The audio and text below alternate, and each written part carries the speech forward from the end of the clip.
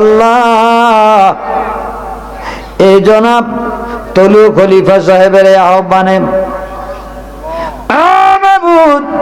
আজকে 12তম ওয়াজ দোয়ার মাহফিল আল্লাহ তনু খলিফার বাড়িতে মাহবুদ আয়োজন করা হয়েছে। এই মাহফিলের মধ্যে এলাকার বহুত সাদা চুল দাড়িওয়ালা মুরব্বী আয়া বইয়া রইছে। আল্লাহ, অনেক যুবক দেখা যায়। আল্লাহ, কম বয়সের যুবক দেখলে আল্লাহ গো হাদিস মনে পড়ে যায়। রাসূল বলেছে হাদিসের মধ্যে মানুষের 5টা প্রশ্ন করা হবে হাসরের ময়দানে। এর মধ্যে একটা প্রশ্ন হইল, যখন চুল দাড়ি কাঁচা ছিল, মানুষটা যুবক ছিল, এই যুবক বয়সে কি কাজ করছে, এই যুবক বয়সের হিসাবে নেওয়া হবে।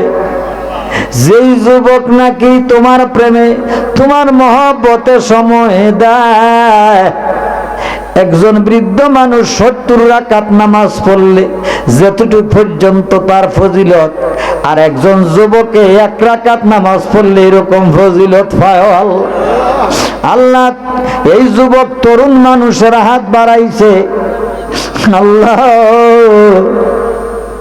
তারা এখানে তো না আসলেও পারতো, কিন্তু দিল মন বোঝা গেছে তাদের তোমার মায়া অন্তরে আছে। ও আল্লাহ, বাবা, বাড়ি ঘরে যারা আসরে পারনি, দেখো না একটু মনের লগে বুঝা, তুমি না আসলেও এখানে মাহফিল চলবে, আসলেও চলবে।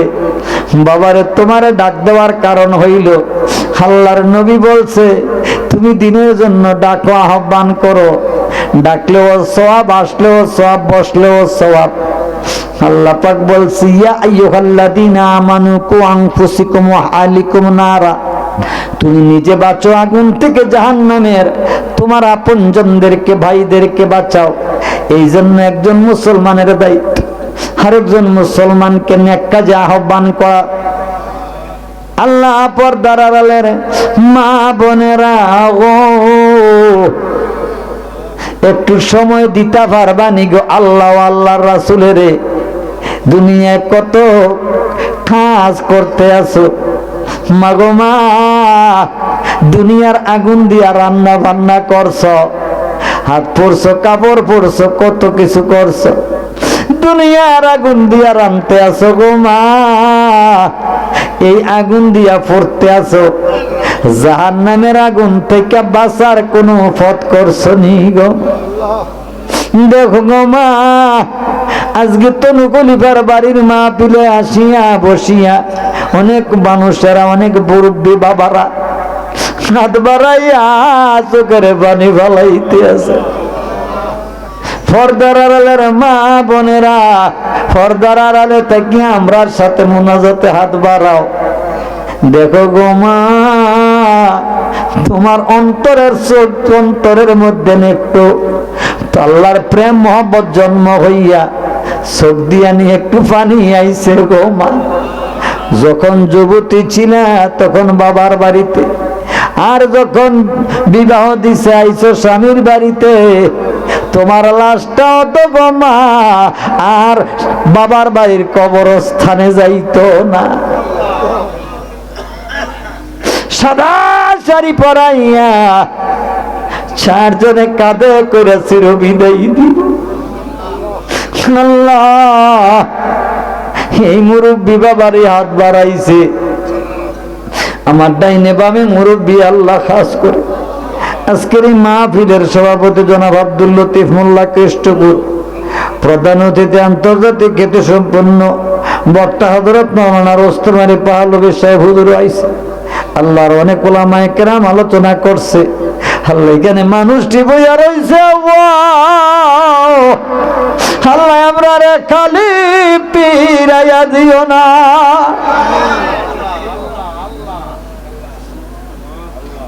এমন কোন মানুষ নাই গো আমরা গুনাহ করছি না। চোখের গুনাহ, হাতের গুনাহ, জিহ্বার গুনাহ, জবানের গুনাহ, পায়ের গুনাহ, জিহ্বার গুনাহ আমরা গুনাহ করছি। আল্লাহ গুনাহ করার কারণে আজগা অন্তরটা কঠিন হইয়া গেছে। তোমার নাম লইলে তোমার কাম করতে মন চায় না।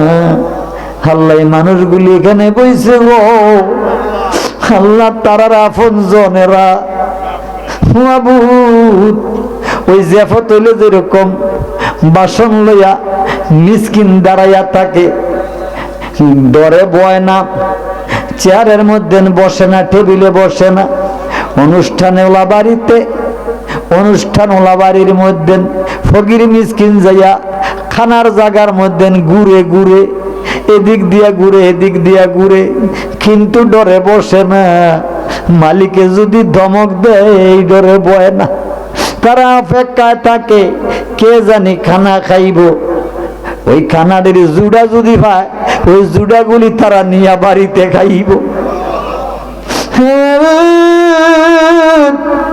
আমরা দুনিয়াবাসী জানি না এইরকম মিসকিন এতিম হইয়া আজগারে মাহফিলদার চারদিক দিয়া গো, এই তনু ভাইয়ের এই মাহফিলের চারদিক দিয়া অত্র এলাকার কবরস্থানের মুর্দারেরা ওই জেফতের বাঙ্গা বাসন লইয়া যেমনি মিসকিনেরা ঘুরে ঘুরে রে একটু খানার জন্য পিন্দার জন্য, ঠিক আজকে এই কবরবাসীরাও ঘুরে। ওই কবরবাসীরা এদিক দিয়ে সেদিক দিয়ে ঘুরতে আছে, এদিক দিয়ে সেদিক দিয়ে তারা ঘুরে ঘুরে চায় কার ছেলেরা জানি আইছে, কার মেয়েরা, কার সন্তান কান্নাতিরা জানি, তাদের জন্য একটু রহমত ভিক্ষা চাইয়া আল্লাহর দরবারে বলে রব্বির হমহুমা কামা রাব্বায়ানি সগীর। আম্মা আব্বা যারো নাই রে বাবা সংসার, দুঃখ বলবার জায়গা নাই রে সংসার। আল্লাহ যে মানুষটি হাত বাড়াইছে এর মধ্যে কার জানি মা নাই দুনিয়ার মা বাবা, কত কষ্ট দিছি তোমারে, এখন বুড়ো বয়স হয়েছে এখন বুঝি। আরে মা এইরকম কষ্ট না করলে বড় হইতাম না। কত উপাস থাকছে গো মা, নিজে খাইছে না সন্তানের জন্য।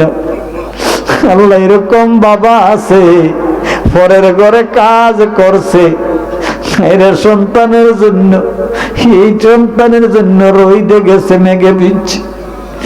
আল্লাহ জাদুমণিরে পাত্র নিছে না, জমিনে নিছে না, রোদ লাগবো মাথার মধ্যে, বাবা নিজে পাত্রে গেছে, জমিনে গেছে, বিলে গেছে। আল্লাহ এই সন্তান নিরে রাইকা রাইগা আর কলিজার টুকরার রে রাইগা অন্ধকার কবরটির মধ্যে যারা গেছি গে, তাদের সন্তান গুলাই কেন হাত বাড়াই আল্লাহ আল্লাহ আল্লাহ আল্লাহর ডাক দেন না, আল্লাহ আল্লাহ আল্লাহ আল্লাহ আমারে ক্ষমা করে দেন, আম্মা আব্বারে ক্ষমা করে দেন, দাদা দাদিরে ক্ষমা করে দেন। আল্লাহ কৃষ্ণপুরী মাইকের আওয়াজ যত দূর যায় এই এলাকার সব মানুষগুলোর আল্লাহ ক্ষমা করে দেন। আল্লাহ গ্রামবাসীরে ক্ষমা করে দেন। এই গ্রামের মাটির নিচে যত গোরস্থানে যত লাশ শুয়ে রইছে, আরে কারো কবরে আযাব, কারো কবরে সাপের আযাব, কারো কবরে আগুনের আযাব, কারো কবরে বিচ্ছুর আযাব, কারো কবরের ভিতরে কত বিষাক্ত সাপ, কারো কবরের ভিতরে কি ধরনের কত কত আঘাত, ফেরেশতা তাদেরকে কত কষ্ট দিচ্ছে। এই কষ্ট থেকে বাঁচার জন্য যদি সন্তান আইসা এই মাহফিলে বসে, নেক কাজে বসে আর আপনার দরবারে ক্ষমা চায়, তারার কবরের আযাব সাথে সাথে মাফ হয়ে যায়।